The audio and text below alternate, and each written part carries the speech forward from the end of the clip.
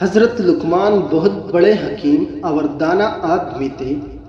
ان کی دانائی اور حکمت کا اندازہ اس بات سے لگایا جا سکتا ہے کہ قرآن مجید میں بھی ان کا ذکر آیا ہے اور اللہ تعالیٰ نے ان کی باتوں کو قرآن حکیم میں شامل کیا ہے۔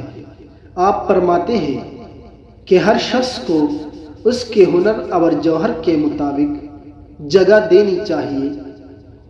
جاہل لوگوں سے مت ملو ورنہ وہ تمہیں بھی جاہل بنا دیں گے۔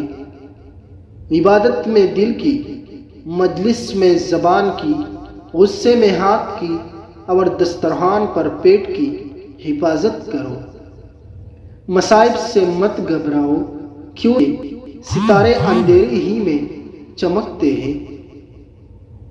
جو بات دشمن سے پوشیدہ رکھتے ہو دوست سے بھی پوشیدہ رکھو، ہو سکتا ہے تمہارا دوست کبھی تمہارا دشمن بن جائے۔ وقت کی قدر و قیمت یہ ہے کہ اس کا صحیح استعمال کیا جائے۔ بے وقوفوں سے دوستی نہ کرو، یہ مشکل وقت میں آپ کی مشکلات میں اضافہ کر دیں گے۔